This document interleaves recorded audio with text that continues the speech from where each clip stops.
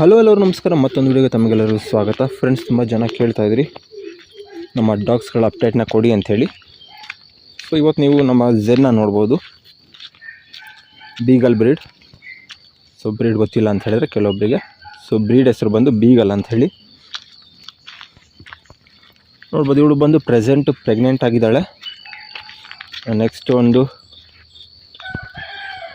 10 days ಅಥವಾ ಒಂದು 8 ಡೇಸಲ್ಲಿ ಪಪ್ಪೀಸ್ನ ಹಾಕ್ತಾಳೆ. ಸೊ ಒಂದು 3-4 ಪಪ್ಪೀಸ್ ಇರ್ಬೋದು ಅಂದ್ಕೊಳ್ತೀನಿ ಈ ಸಲ.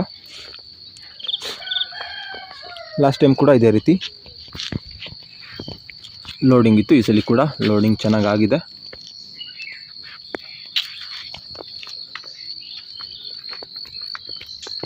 ಸೊ ನಾವು ಪ್ರೆಗ್ನೆಂಟ್ ಆಗಿರುವಂಥ ಡಾಗ್ಗಳನ್ನ ಮಾರ್ನಿಂಗ್ ಹಾಗೆ ಸಂಜೆ ಈ ರೀತಿ ವಾಕಿಂಗ್ನ ಮಾಡಿಸ್ತೀವಿ. ಸೊ ಕೇಜಲ್ಲೇ ಹಾಕಿ ಕೇಜಲ್ಲೇ ಬಿಟ್ವಿ ಅಂತ ಹೇಳಿದ್ರೆ ಸೆಕ್ಷನ್ ಆಗುವಂಥ ಚಾನ್ಸ್ ಜಾಸ್ತಿ ಇರುತ್ತೆ. ಅದು ಬೀಗಲ್ ಇಂಥ ಟಾಯ್ ಬ್ರೀಡ್ಗಳಲ್ಲಿ ಸ್ವಲ್ಪ ಜಾಸ್ತಿ ಸೆಕ್ಷನ್ನು. ಹಾಗಾಗಿ ಈ ರೀತಿ ವಾಕಿಂಗ್ ಕೊಟ್ಟರೆ ಸೊ ಮಸಲ್ಸ್ ಎಲ್ಲ ಫ್ರೀ ಆಗುತ್ತೆ. ನೆಕ್ಸ್ಟು ಮರಿ ಹಾಕುವಾಗ ಅವುಗಳಿಗೆ ಈಸಿ ಆಗುತ್ತೆ. ಹಾಗಾಗಿ ಬೆಳಗ್ಗೆ ಹಾಗೆ ಸಂಜೆ ವಾಕಿಂಗ್ನ ಕೊಡ್ತೀವಿ. ಲಾಸ್ಟ್ ಟೈಮ್ ಒಂದು ಮೈಸೂರಲ್ಲಿ ನಮ್ಮ ಫ್ರೆಂಡ್ ಒಬ್ಬರು ಇದ್ದರು, ಅವ್ರ ಹತ್ರ ಮೇಲ್ಗಳಿತ್ತು. ಅದರಲ್ಲಿ ಒಂದು ಮೇಲ್ನ ಯೂಸ್ ಮಾಡಿದ್ದೆ, ಇಂಪೋರ್ಟಿನ್ ಮಗ ಯೂಸ್ ಮಾಡಿದ್ದು, ಸಂಡೇ ಮಗನ ಲಾಸ್ಟ್ ಟೈಮು. ಈ ಸಲ ಯಾರ ಹತ್ರ ಮೇಲ್ನ ಯೂಸ್ ಮಾಡಿದ್ದೀನಿ ಅಂತ ಹೇಳಿದ್ರೆ ನನ್ನ ಫ್ರೆಂಡ್ ಪವನ್ ಇದ್ದಾರಲ್ಲ, ಝೆನ್ನ ಶೋನಲ್ಲಿ ಹ್ಯಾಂಡ್ಲಿಂಗ್ ಮಾಡ್ತಾರಲ್ಲ, ಅವರು ಹೊಸ್ದಾಗಿ ಒಂದು ಮೇಲ್ನ ತೊಗೊಬಂದಿದ್ದಾರೆ, ಇಂಪೋರ್ಟಿನ್ ಮಗನ. ಸೊ ಅದನ್ನು ಯೂಸ್ ಮಾಡಿದ್ದೀನಿ ಈ ಸಲ. ಪ್ರೆಗ್ನೆಂಟ್ ಆಗಿದ್ದಾಳೆ. ನೋಡಬೇಕು ಪಪ್ಪೀಸ್ ಎಲ್ಲ ಯಾವ ರೀತಿ ಬರುತ್ತೆ, ಪ್ರೊಡ್ಯೂಸಿಂಗ್ ಯಾವ ರೀತಿ ಇದೆ ಅದ್ರದ್ದು ಅಂಥೇಳಿ.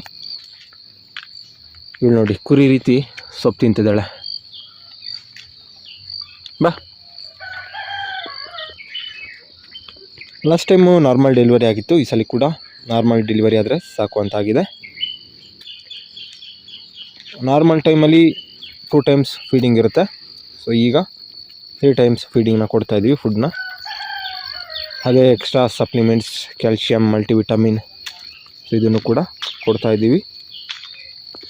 ಸೊ ಪ್ರೆಸೆಂಟ್ ಅವಳ ಕಂಡೀಷನ್ ನೋಡ್ಬೋದು, ಫುಲ್ ಹೆಲ್ದಿಯಾಗಿದ್ದಾಳೆ. ಕಂಡೀಷನ್ ಕೂಡ ತುಂಬ ಚೆನ್ನಾಗಿದೆ. ಈ ರೀಸನಿಂದನೇ ಈ ಸಲ ಹಾಸನಲ್ಲೆಲ್ಲ ಶೋ ಆಯಿತು. ಅದರಲ್ಲಿ ಇವಳನ್ನ ಶೋ ಮಾಡಲಿಲ್ಲ. ಒಳ್ಳೆ ಕಂಡೀಷನಲ್ಲಿ ಇದ್ಲು ಮಾತ್ರ. ಈ ಸಲ ಶೋ ಮಾಡಿದರೆ ಪಕ್ಕ ವಿನ್ ಆಗ್ತಾಯಿದ್ಲು. ಬಾಯ್ಚೆ. ಬೀಗಲ್ಗಳದ್ದು ಒಂದು ಪ್ರಾಬ್ಲಮ್ ಅಂತ ಹೇಳಿದ್ರೆ, ಸೊ ಈ ರೀತಿ ಸ್ಮೆಲ್ ಮಾಡ್ತಾ ಓಡಾಡ್ತಾ ಇರುತ್ತೆ. ವಾಕಿಂಗ್ ಮಾಡಲಿ ಅಂತ ಕರ್ಕೊಬಂದರೆ ಸುಮ್ಮನೆ ನಿಂತ್ಕೋತಾಳೆ ಸ್ಮೆಲ್ ಮಾಡ್ಕೊಂಡು.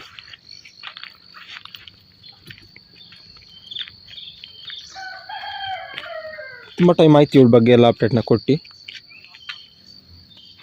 ಹಾಗಾಗಿ ಅಪ್ಡೇಟ್ನ ಕೊಡ್ತಾ ಇದ್ದೀನಿ. ಸೊ ಯಾರಾದರೂ ಒಳ್ಳೆ ಶೋ ಕ್ವಾಲಿಟಿ ಬೀಗಲ್ ಪಪ್ಪೀಸ್ ಬೇಕು ಅಂತ ನೋಡ್ತಾ ಇದ್ದರೆ ವೆಯ್ಟ್ ಮಾಡಿ.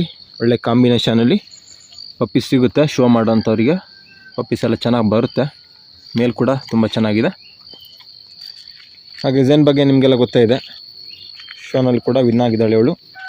2-3 ಶೋ ಮಾಡಿದ್ದೀವಿ, ಎಲ್ಲ ಕಡೆ ಪ್ಲೇಸ್ ಮಾಡಿದ್ದಾಳೆ ಲೈನಪ್ಪಲ್ಲಿ. ಬೀಗಲೆಲ್ಲ ಶೋ ಮಾಡೋದು ಈಸಿ ಇರುತ್ತೆ. ಶಿಡ್ಜು ರೀತಿ ಕಷ್ಟ ಇರೋಲ್ಲ. ಶಿಡ್ಜು ಅಂತ ಹೇಳಿದ್ರೆ ನೀವು ಗ್ರೂಮಿಂಗ್ ಎಲ್ಲ ಮಾಡಬೇಕು, ಹೇರ್ ಮೇಂಟೈನ್ ಮಾಡಬೇಕು. ಬಟ್ ಬೀಗಲ್ಗಳು ಆ ರೀತಿಯಲ್ಲ. ನೀವು ಸ್ನಾನ ಮಾಡಿಸಿಲ್ಲ ಅಂದರೂ ಪರವಾಗಿಲ್ಲ, ಒಂದು ಬಟ್ಟೆನ ವೆಟ್ ಮಾಡ್ಕೊಂಡು ಒರೆಸಿದ್ರೆ ಚೆನ್ನಾಗೇ ಕಾಣುತ್ತೆ. ಬಟ್ ಶಿಡ್ಜು ಆದರೆ ನೀವು ಸ್ನಾನ ಮಾಡಿಸಿ ಗ್ರೂಮಿಂಗ್ ಮಾಡಿ, ಮತ್ತು ಶೋ ಗ್ರೌಂಡಲ್ಲಿ ಕೂಡ ನೀಟಾಗಿ ಗ್ರೂಮಿಂಗ್ ಮಾಡಿ ಪ್ರೆಸೆಂಟ್ ಮಾಡಬೇಕು. ಮತ್ತು ಹೇರ್ ಮೇಂಟೈನ್ ಮಾಡೋದೇ ಕಷ್ಟ. ಬಟ್ ಬೀಗಲ್ಗಳೆಲ್ಲ ಆ ರೀತಿಯಲ್ಲ. ಮತ್ತು ಆರಾಮಾಗಿ ನೀವು ಬಸ್ಸಲ್ಲಿ ಕೂಡ ಕ್ಯಾರಿ ಮಾಡ್ಬೋದು. ಒಂದು ಟ್ರಾವೆಲಿಂಗ್ ಬಾಕ್ಸ್ ಬರುತ್ತೆ, ಆ ರೀತಿ ಒಂದು ಬಾಕ್ಸ್ ತೊಗೊಂಡ್ರೆ ಅದರಲ್ಲೇ ನೀವು ಆರಾಮಾಗಿ ಹಾಕ್ಕೊಂಡು ಶೋಗೆಲ್ಲ ತಗೊಂಡು ಹೋಗ್ಬೋದು. ಸೊ ನಾನು ಕೂಡ ಅದೇ ರೀತಿ ಬಾಕ್ಸಲ್ಲಿ ತಗೊಂಡು ಹೋಗೋದು. ಟ್ರಾವೆಲಿಂಗ್ ಬಾಕ್ಸ್ ಇದೆ.